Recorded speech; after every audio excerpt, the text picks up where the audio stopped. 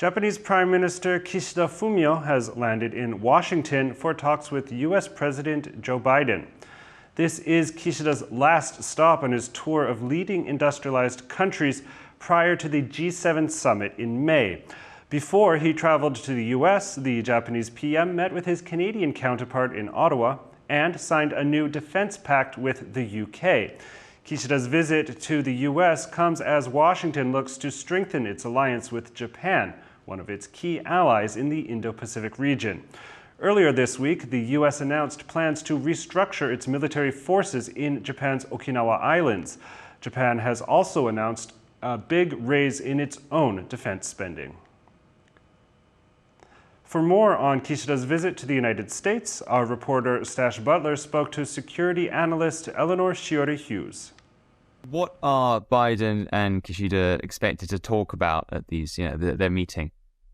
I think that the bulk of the summit, tomorrow's summit, will be focused on security and defense issues in the Indo-Pacific, but not exclusively. They will also talk about economic challenges. Prime Minister Kishida will probably extend a hand to, perhaps see if the United States could once again rejoin CPTPP, which is something I know that Japan is eager for the U.S. to do. But at the moment, I don't think that the United States has enough political stamina to do such things. And then finally, in terms of Ukraine, the United States will probably ask Japan to continue providing support on a humanitarian level and in regards to energy when it comes to the war in Ukraine.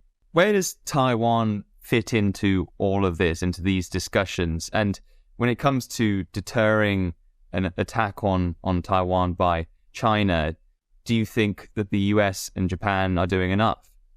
I think it's way too early to say at the moment if the United States and Japan collectively are doing enough. It will take years before Japan is able to actually receive weapons that will enable Japan on its own to deter against any sort of aggression, whether it be China, Russia, or North Korea, because the stuff that Japan is aiming to do in terms of defense reforms, it's not just in preparation for a possible contingency in Taiwan. Japan recognizes that it has a host of neighbors that are already being provocative within the neighborhood. And in some cases, in a more globalized context, what's going on in the Taiwan Strait area is not just a regional issue, but it's become a global issue. And that is something that Japan has emphasized as of late. And I believe that's something that Prime Minister Kishida will continue to emphasize throughout his time while carrying the G7 chairmanship.